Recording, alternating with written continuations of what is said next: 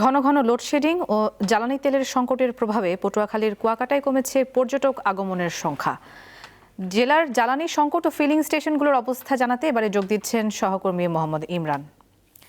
ইমরান, পাম্পগুলোতে এখন কি অবস্থা দেখতে পাচ্ছেন? তেল নিয়ে ক্রেতারা কি বলছেন? সার্বিক চিত্র আমাদেরকে জানাবেন।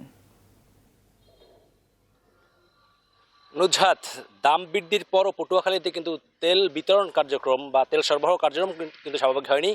আমি আপনাকে জানিয়ে রাখি, পটুয়াখালী জেলায় কিন্তু 8টি তেলের পাম্প রয়েছে। এসব পাম্পগুলোতে একদিন অথবা 2 দিন পর পর একটি নির্দিষ্ট সময়, রাতে কিংবা দিনে একটি নির্দিষ্ট সময় কিন্তু তেল সরবরাহ করা হচ্ছে। যার কারণে আমরা দেখেছি যারা বিশেষ করে বাইকার থেকে শুরু করে যারা পরিবহন চালক রয়েছেন তারা কিন্তু লাইনে দাঁড়িয়ে ঘন্টার পর ঘন্টা লাইনে দাঁড়িয়ে থেকে তাদেরকে কিন্তু তেল নিতে হচ্ছে। এই যে তেল সরবরাহ করা হচ্ছে, এই তেল কিন্তু আসলে রেশনিং পদ্ধতিতে সরবরাহ করা হচ্ছে, যার কারণে ভোগান্তি কিন্তু চরমে উঠেছে।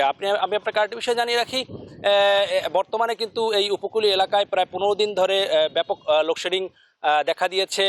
দিনে কিন্তু 3 থেকে 4 বার বা 5 বারও কিন্তু লোডশেডিং হয়। এটি কিন্তু ঘণ্টাব্যাপী হয়, যার কারণে এই তেল সংকট এবং লোডশেডিংয়ের কারণে কিন্তু কুয়াকাটায় পর্যটকের আগমনের সংখ্যা অনেকটা কমেছে। আমরা সকাল থেকে কুয়াকাটা ঘুরে দেখেছি যে কুয়াকাটা সৈকতে 0 পয়েন্টে কিছু সংখ্যক পর্যটক থাকলেও লেম্বুরবান, সুটকিপল্লী, ঝাউবাগান, গঙ্গামতি সহ এবং কাউরচা সহ যে সকল পর্যটন স্পট রয়েছে, এ সকল পর্যটন স্পট কিন্তু অনেকটাই ফাঁকা রয়েছে।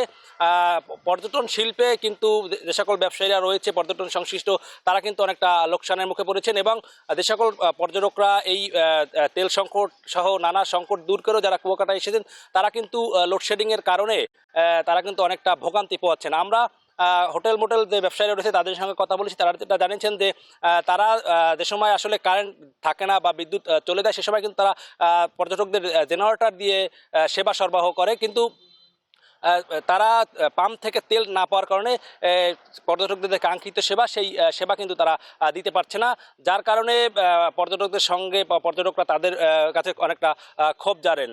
তো আসলে এখানকার পর্যটক সংশ্লিষ্ট যে সকল ব্যবসায়ী রয়েছে, স্থানীয়রা রয়েছে, তারা কিন্তু তেল সংকট নিরসনের পাশাপাশি লোডশেডিং কমানোর কিন্তু দাবি জানিয়েছেন। তো আসলে নুজহাত, পটুয়াখালী থেকে আমার কাছে এই ছিল সর্বশেষ।